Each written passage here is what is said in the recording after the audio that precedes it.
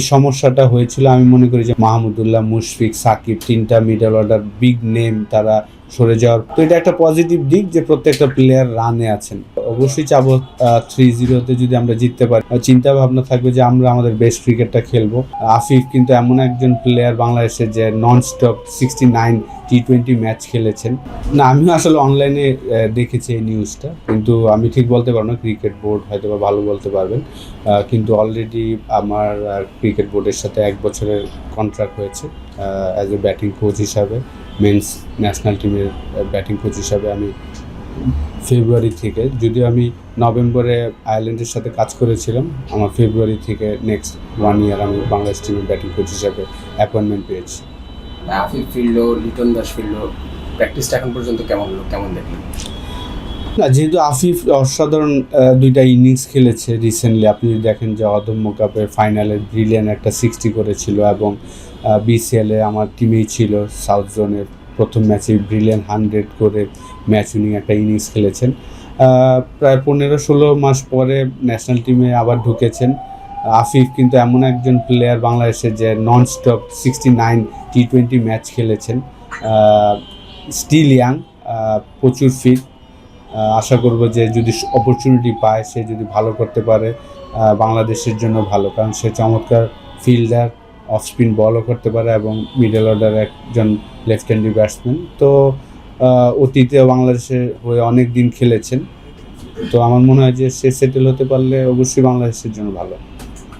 পাকিস্তানে 6-7টা নতুন মুখ, আমাদের চ্যালেঞ্জিং কিনা দল প্ল্যান সাজানোটা? অবশ্যই দেখেন, পাকিস্তান টিম যাদেরই সুযোগ দেওয়া হয়েছে তাদের জন্য একটা অপরচুনিটি। আমাদের চিন্তা ভাবনা থাকবে যে আমরা আমাদের বেস্ট ক্রিকেটটা খেলবো, 3টা ডিপার্টমেন্টে আমরা কীভাবে আমাদের বেস্টটা খেলতে পারি। কারণ আমরা অনেক দিন পরে কিন্তু ওয়ানডে ক্রিকেট খেলছি। লাস্ট 1-1.5 বছর শুধু আমরা টি-20 এবং টেস্ট ক্রিকেটের মধ্যেই ছিলাম, ওয়ানডে অনেক দিন পর হতো। তো অবশ্যই বিসিএলের 4টা ম্যাচ এবং লাস্ট 7 তারিখ আমরা একটা প্র্যাকটিস ম্যাচ খেললাম। আমি মনে করি যে আমাদের প্লেয়ারদের এটা হেল্প করবে আপকামিং সিরিজে। আসলে ওয়ান ডে আমাদের প্রিয় ফরম্যাট, আমরা একটা সময় খুব ভালো খেলেছি, 2015 বিশ্বকাপে আমরা ইংল্যান্ডকে হারাইলাম, সো কোয়ার্টার ফাইনালে খেললাম। সো আসলে সাম্প্রতিক সময় আমরা সর্বশেষ 14 বা 15 ম্যাচে মাত্র 3টা ম্যাচ জিতেছি। আমাদের ব্যাটিং ইউনিটের কথা যদি বলি, আপনি যেহেতু ব্যাটিং করছেন, আমরা আসলে পুরো 50 ওভার ব্যাটিং করতে পারতেছি না। তাই যে ব্যাটিং কোচ হিসেবে আসলে সমস্যাটা কোথায়, বা আপনি ফাইন্ড আউট করার চেষ্টা করেছেন কিনা? অবশ্যই আপনি যেটা বললেন যে লাস্ট 15 ম্যাচে মাত্র 3টা জয়, লাস্ট 10টা ম্যাচে আমরা 7বার 50 ওভার ব্যাটিং করতে পারিনি। তো অবশ্যই অ্যাজ এ ব্যাটিং কোচ আমি টেস্ট এবং টি-20তে কাজ করেছি, আলহামদুলিল্লাহ ওইখানে আমাদের প্লেয়াররা চমৎকার খেলেছেন, টেস্ট টিমের সবাই ভালো খেলেছেন, টি-20 আমরা সিরিজ উইন করেছি। ওয়ানডে সিরিজে আমি প্রথম কাজ করব পাকিস্তানের সাথে, আশা করি যে এই জিনিসটা কাটিয়ে উঠবেন। আমাদের এই সমস্যাটা হয়েছিল আমি মনে করি যে মাঝখানের 3টা ব্যাটসম্যান যদি আপনি খেয়াল করে থাকেন, যে মাহমুদুল্লাহ, মুশফিক, সাকিব 3টা মিডল অর্ডার বিগ নেম তারা সরে যাওয়ার পরে আমাদের ওয়ানডে টিমে যারাই খেলছেন হয়তো বা ওইভাবে সেটেল হতে পারছেন না। তো আশা করব যে পাকিস্তান সিরিজের 3টা ম্যাচই আমাদের ব্যাটসম্যানরা ভালো করবেন, এটা আমার বিশ্বাস।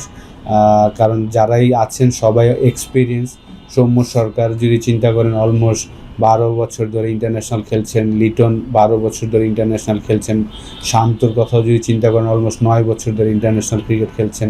তো যারা ব্যাটসম্যান আছেন, তৌহিদ হৃদয় খুব চমৎকার ফর্মে আছেন, যারাই আছেন আমি বিশ্বাস করি যে পাকিস্তান সিরিজে আমাদের ব্যাটসম্যানরা ভালো করবেন এবং ম্যাচ বাই ম্যাচ আমরা ভালো খেলবো ইনশাআল্লাহ। আসলে সম্পর্ক কথা যেটা বলছেন, আসলে সর্বশেষ সিরিজ আমরা ওয়েস্ট ইন্ডিজের বিপক্ষে আমরা সিরিজ জিতলাম, শেষ ম্যাচে 90 বা 91 রানের একটা ইনিংস খেললো, ম্যাচ সারা হলো, সিরিজও জিতলাম। আসলে সাম্প্রতিক সময় এরপর আসলে সিরিজের সময় ভালো যায় না। এদিকে আপনার আফগানিস্তান এবং শ্রীলঙ্কা সিরিজে কিন্তু তানজিদ তামিমকে সুযোগ দেওয়া হয়েছিল, সৌম্য ফেরাই আসলে ওয়েস্ট ইন্ডিজের বিপক্ষে কিন্তু ম্যাচ খেলার সুযোগ হয়নি।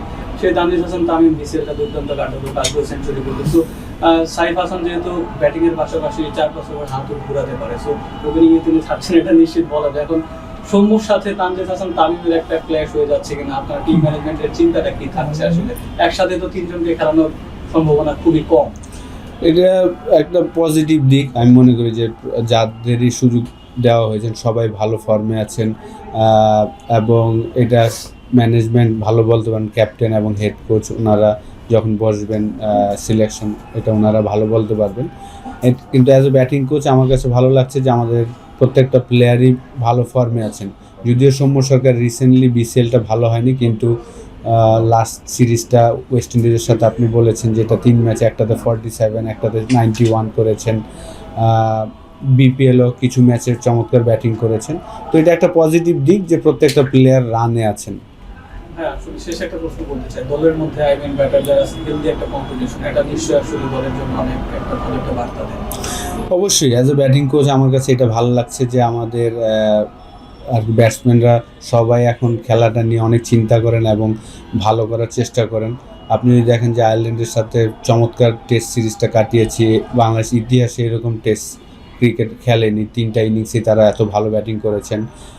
টি20টাও ভালো হয়েছে। ওয়ান ডে তো আমাদের যেই সমস্যাটা, এটা আমি বিশ্বাস করি যে এই সিরিজ থেকে শুরু হবে 2027 ওয়ার্ল্ড কাপ পর্যন্ত আমাদের প্রচুর ওয়ান ডে ম্যাচ, এবং ওয়ার্ল্ড কাপে যদি আমাদের স্ট্রেট খেলতে হয় এই সিরিজগুলো খুব ইম্পর্টেন্ট। প্রত্যেকটা ইন্টারন্যাশনাল গেম স্পেশালি হোমে আমাদের খুব ইম্পর্টেন্ট। তো আশা করবো যে আমাদের প্লেয়াররা এই জিনিসটা চিন্তা করে তারা ভালো খেলবেন। রেজাল্টটা কি চাইবেন, 3-0 না 2-0? অবশ্যই, কেন 2-1 চাবো, অবশ্যই চাবো 3-0-তে যদি আমরা জিততে পারি আমাদের জন্য বেনিফিট। কারণ যখনই আপনি অ্যাওয়ে ট্যুরগুলোতে যাবেন লাইক সাউথ আফ্রিকা, ওই সব কন্ডিশন অত সহজ হবে না।